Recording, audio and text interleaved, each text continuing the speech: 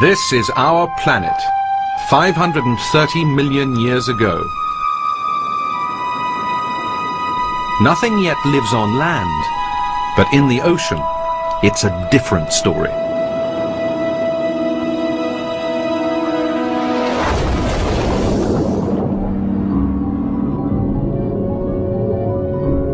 Life has already been evolving for millions of years at a slow and steady pace. The seas are full of simple, soft-bodied creatures blindly drifting in the currents. Now, however, in the coastal shallows below, evolution has stepped on the accelerator.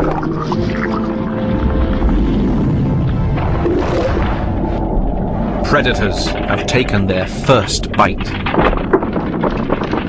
This is Anomalocaris, Earth's first super predator. This 2-meter-long monster owes his success to a monumental evolutionary landmark. Eyes.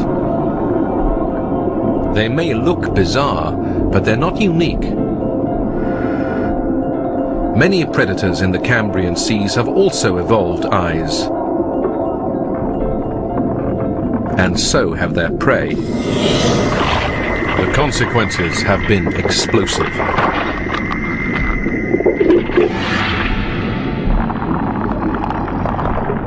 Being able to see and react to enemies has triggered an arms race between hunter and hunted. This battle continues today and is a major force behind the variety of life. To combat being visible and vulnerable, 80% of creatures in these shallow seas have sturdy skeletons on the outside of their bodies. These armored animals are called arthropods. In the future, they'll give rise to insects and spiders. But in these crowded waters, there's competition everywhere, and even the mighty Anomalocaris' defenses are constantly put to the test.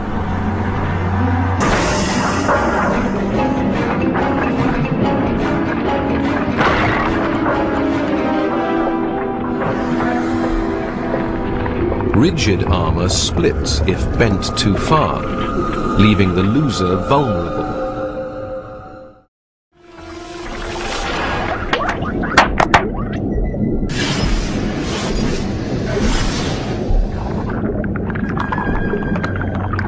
A 100 million years have passed, and the fight for survival has filled the Silurian seas with variety.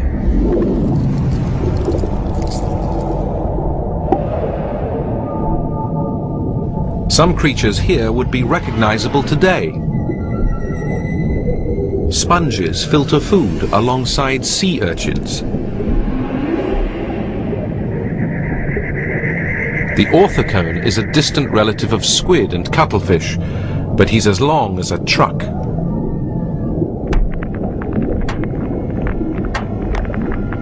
This world is terrorized by a new, improved generation of armored arthropods.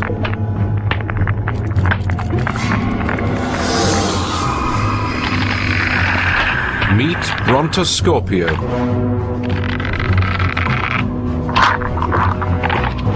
He's a meter-long monster scorpion with gills and a stinger the size of a light bulb. He zeroes in on his next meal.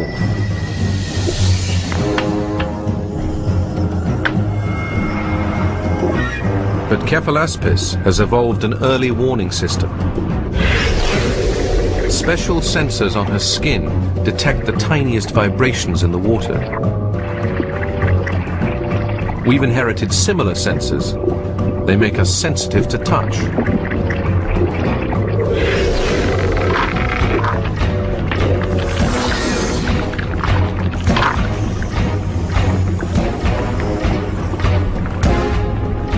With her defensive headgear, Cephalaspis can't swim fast for long. She must rest frequently. Soon, she'll tire completely. Cephalaspis suddenly changes her path. She's picking up bad vibrations. something Brontoscorpio can't detect.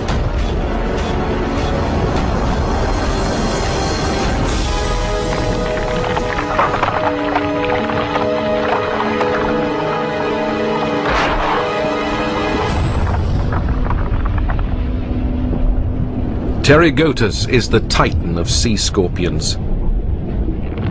The biggest arthropod of all time.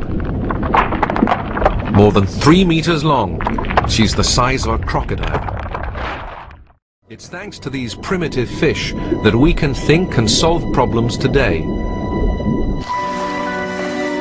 But the fish have underestimated their enemy.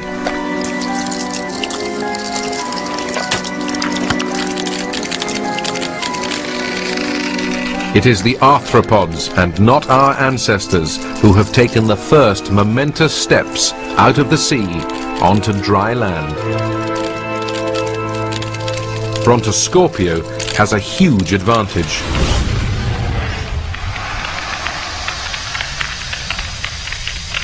As well as gills, he has simple lungs made up of hundreds of thin layers of tissue.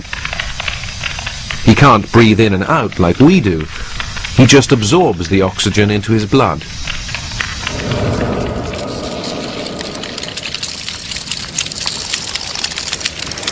Equipped to maximize the little oxygen available, and with their armor to protect them from the sun, the scorpions patrol the shoreline, scavenging on whatever the sea washes up next.